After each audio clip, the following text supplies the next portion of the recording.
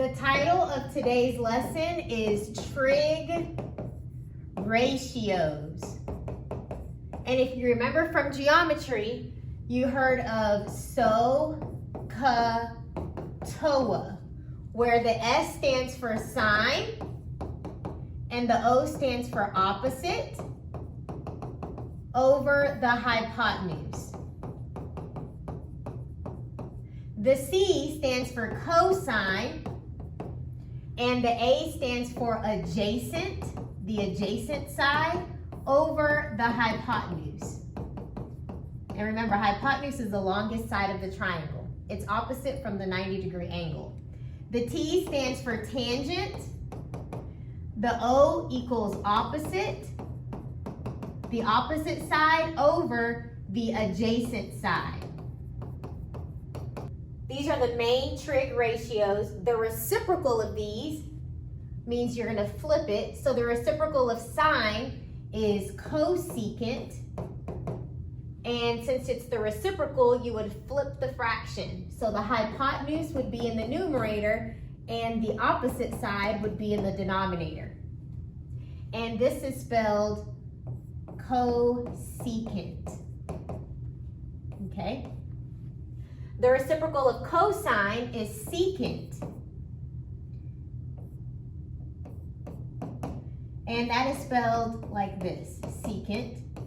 And it's the reciprocal, so the hypotenuse would be in the numerator, the adjacent side is in the denominator. The reciprocal of tangent is cotangent.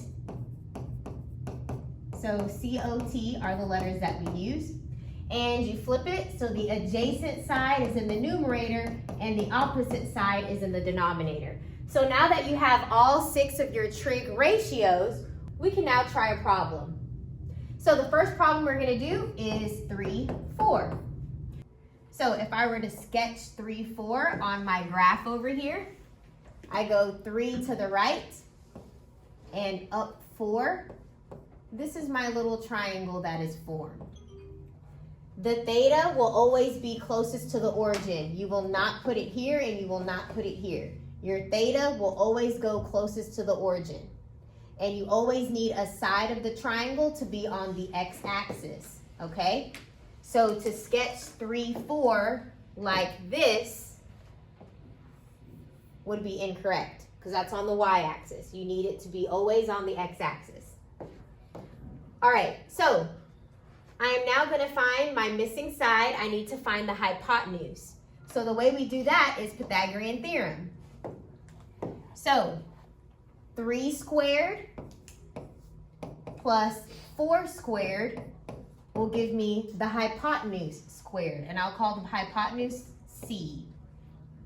So 3 squared is 9, 4 squared is 16, and that's equal to the hypotenuse squared. 9 plus 16 is 25, and I'll bring down C squared. Now, to solve for C, you're going to take the square root of both sides. So 5 is the hypotenuse. So my missing side is 5. Now that I know all the sides of my triangle, I can now find sine, cosine, tangent, cosecant, secant, and cotangent. So sine of theta is opposite. So the opposite side is 4 and the hypotenuse is 5. So sine of this angle is 4 over 5. Adjacent means the side that it's touching. Not the hypotenuse, just the other side that it's touching. So the angle is right here. The side closest to it that it's touching is 3. So the adjacent side is 3.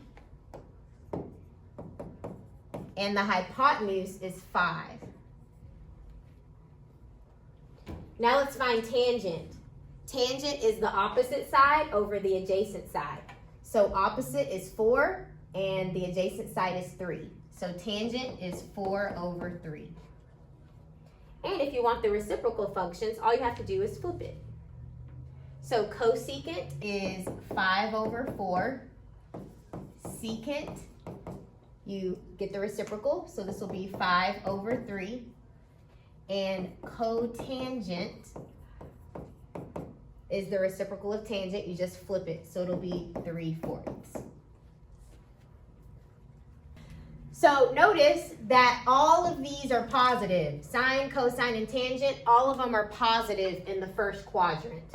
So in the first quadrant, they are all positive. Now let's do an example in the second quadrant. I'm going to give you -8, and so if you were to sketch this triangle, you go over to the left, -8, and up 6. So this is our triangle. Your theta is always right by the origin. So this side is -8, and this side is 6. We need to find the hypotenuse. So I'm going to pause here. I'm going to let you guys find the hypotenuse, and then remember, SOHCAHTOA. So you guys can find sine, cosine, and tangent. Once you find those, you can just do the reciprocal by flipping them and find cosecant, secant, and cotangent.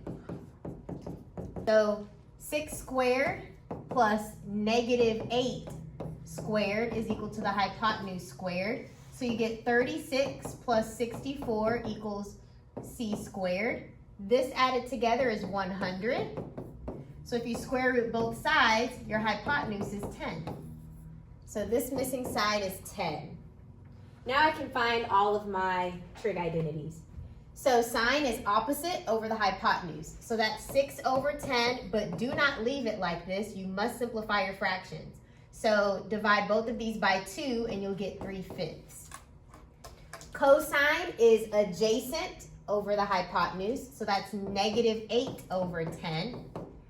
And that simplifies to -4/5. Tangent is opposite over the adjacent. So opposite of the theta is 6, and the adjacent side is -8. So 6/8 is -3/4. And then if you want the reciprocal functions, all you have to do is take the reciprocal by flipping them.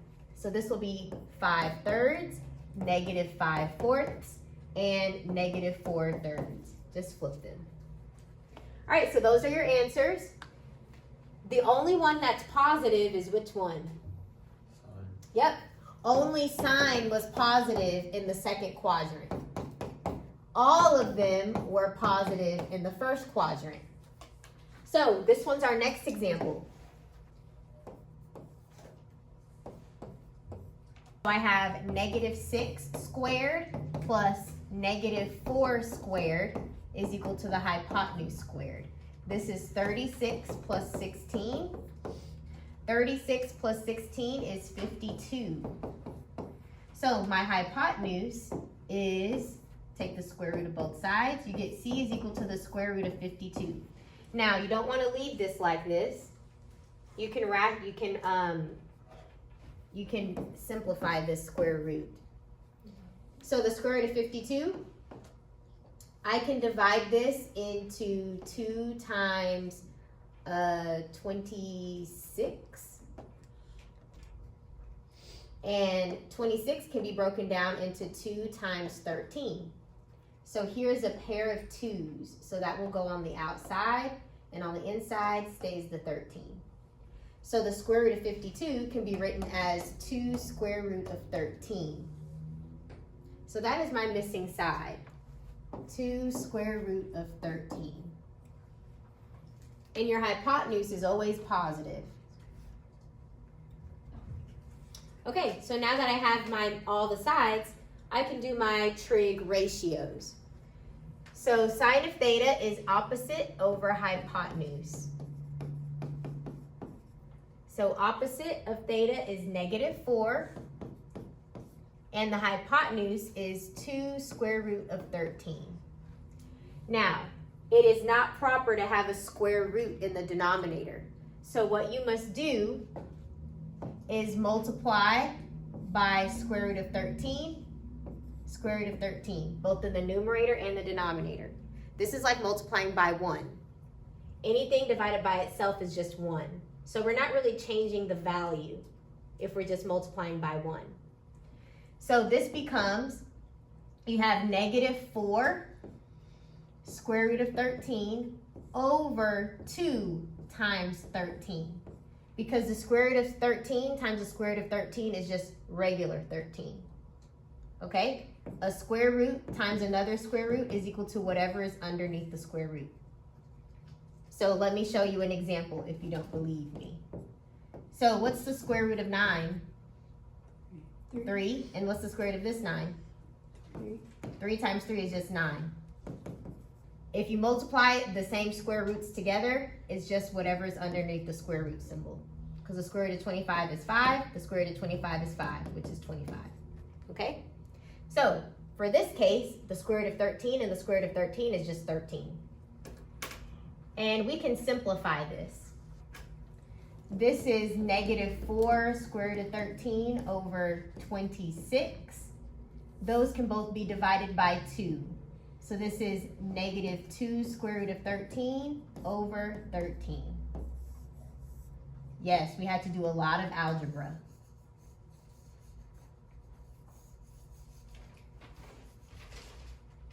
All right. Now let's do cosine. Cosine of theta is adjacent over hypotenuse. So the adjacent side is -6 over the hypotenuse, which is 2 square root of 13. And remember, you can't have that in the denominator. No square roots in the denominator. So I'm going to multiply by square root of 13 over square root of 13. So my numerator is -6 square root of 13, and my denominator is 2 times the square root of 13 times the square root of 13 is just 13. You can simplify it from here if you want to. The 2 can cancel out with the -6, making this a 3. Divide -6 by 2 and the 2 by 2. So you're left with -3 square root of 13 over 13. So that's the cosine.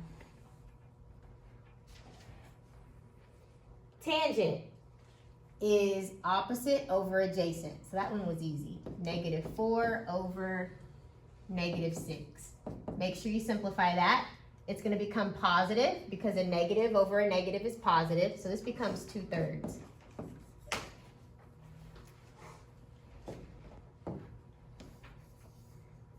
And now we can do the other trig ratios. So the other trig ratios, for sine, the reciprocal function is cosecant. Cosecant, you can just flip this original one right here. So this will be -2 square roots of 13 over 4. For cosine, the reciprocal is secant. So just flip this. It will be 2 square root of 13 over 6, and that's negative. And we need to simplify these. And then this one will be cotangent, and this will be 3/2. This one's good. These we need to simplify. So that will cancel. This will be a 2. So this is negative square root of 13 over 2. This one, that can be divided by 2, and this can be divided by 2. So this will be negative square root of 13 over 3. Okay, that is correct. So for this one, tangent was the only one that's positive. In the third quadrant, only tan is positive. In the second quadrant, we saw that sine is the only one that's positive, and they're all positive here. So I'm just going to give you a hint. The one that's positive in the fourth quadrant is cosine. And a way to memorize this is all students take calculus. All students is the sine, take is tangent, calculus is the cosine. All students take calculus. So I'll give you an example for the fourth quadrant so that you can see that cosine will be the only one that's going to be positive. So the next example, and you can just do a rough sketch. It doesn't have to be exact. I'll just draw something. This is square root of 2. This is negative square root of 7. And you have to find the missing hypotenuse. Okay, so for this one, you use Pythagorean theorem as well to find that missing hypotenuse. So square root of 2 squared plus negative square root of 7 squared is equal to the hypotenuse squared. Those cancel out, you're left with 2. Those cancel out, and when you multiply a negative times a negative, this is now positive. Equals c squared. So 2 plus 7 is 9. And then you take the square root of both sides. So the square root of 9 is 3. So that is your hypotenuse. So your hypotenuse is 3. Now that we have the hypotenuse, we can find the trig ratios. So sine of theta is opposite, and your theta is always by the origin right here. So opposite is negative square root of 7 over the hypotenuse, which is 3. Cosine of theta is the adjacent side, so square root of 2 over the hypotenuse, which is 3. And then tangent is opposite over the adjacent side. And remember, you can't leave it like this. So you need to multiply by square root of 2 in both the numerator and the denominator. So this becomes negative square root of 14, and this becomes 2.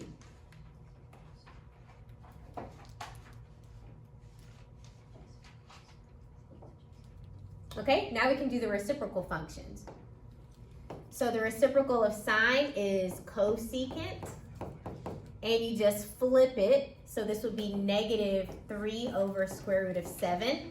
And remember, you cannot keep a square root in the denominator. So multiply the numerator and the denominator by square root of 7. So your answer will be negative 3 square root of 7, that's the numerator, over 7. For cosine, the reciprocal is secant, and you do the reciprocal, so 3 over square root of 2, and do not keep the square root in the denominator. So this will be 3 square root of 2 over 2.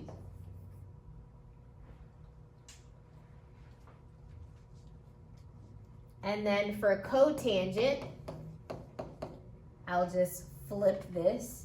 So I'll have negative 2 is in the numerator and square root of 14 is in the denominator.